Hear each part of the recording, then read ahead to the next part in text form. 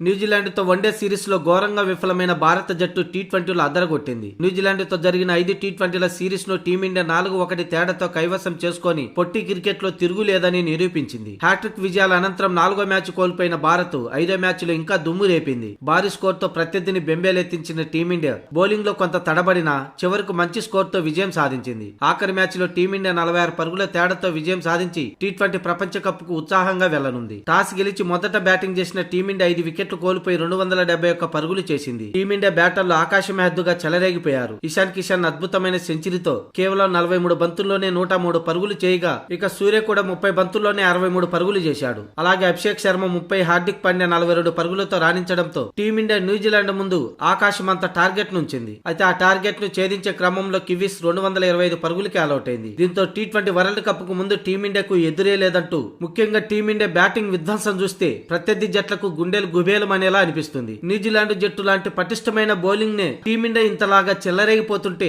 మిగతా జట్ల పరిస్థితి ఏంటోనని నెటిజన్లు వాపోతున్నారు. అభిషేక్ శర్మ, ఇషాన్ కిషన్, సూర్యకుమార్ యాదవ్, శివన్ దుబే, హార్దిక్ పాండ్యా, రింకు సింగ్ ఇలా ప్రతి ఒక్క బ్యాట్స్మెన్ సూపర్ ఫామ్ లో ఉండడం టీ20 వరల్డ్ కప్ లో ప్రత్యర్థి జట్లకు మాత్రం భయభ్రాంతులకు గురి చేసేలా ఉంది. ముఖ్యంగా నిన్న 5వ టీ20 చూసిన పాకిస్తాన్ మాజీలైతే టీమిండియాపై కొలంబోలో పాకిస్తాన్ ఎలా విజయం సాధిస్తుందనే దానిపై ఆందోళన చెందుతున్నారు. పాకిస్తాన్ మాజీ ఆటగాడు షోయబ్ అఖ్తర్ ఆసక్తికర వ్యాఖ్యలు చేశాడు. ప్రస్తుత ప్రపంచ కప్పులు ఆడుతున్న 20 జట్లలోని అన్ని జట్ల కంటే కూడా టీమిండియా బ్యాటింగ్ లైనప్ అత్యంత దుర్భేద్యంగా ఉంది. అలాంటి బ్యాటింగ్ ఆర్డర్ పై ప్రత్యర్థి బౌలర్లు నిలవరించడం చాలా కష్టం. ప్రస్తుత పాకిస్తాన్ జట్టు ఆస్ట్రేలియాతో 2 టీ20ల్లో గెలిచినప్పటికీ కొలంబోలో మాత్రం తమ జట్టు టీమిండియాపై ఎలా రాణిస్తుందనేది ఆందోళనగా ఉందని అన్నాడు.